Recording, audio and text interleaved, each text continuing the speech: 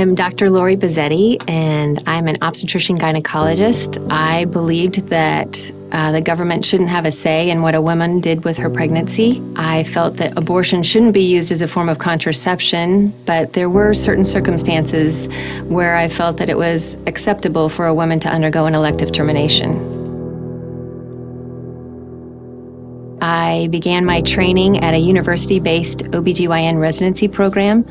In our training, we were actually required to go through the procedure and how to learn to do an elective termination. My mentor showed me how to do the first abortion, and then he had me take his seat and he walked me through the steps of the termination.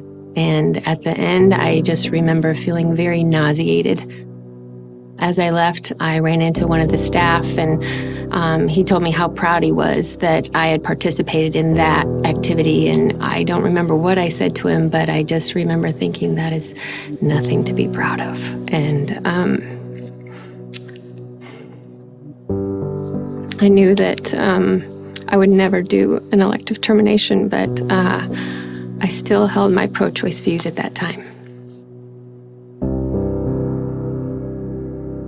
After I completed my residency, I entered into private practice, and sooner after that, my husband and I were expecting our first child. We were very excited, and because I had an opportunity as an OB to have an ultrasound early on, we were able to see our baby's heartbeat.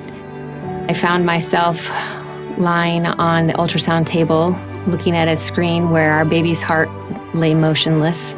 I left myself a little bit of time to cry, but then quickly collected myself and decided upon learning of our baby's demise that I would spontaneously miscarry. I felt very responsible that I had lost the baby. I shoved those feelings down, eventually miscarried, and soon buried myself back into my busy schedule of call and deliveries and surgeries. Because after all, once a woman experienced an early pregnancy loss, everything went back to normal, right?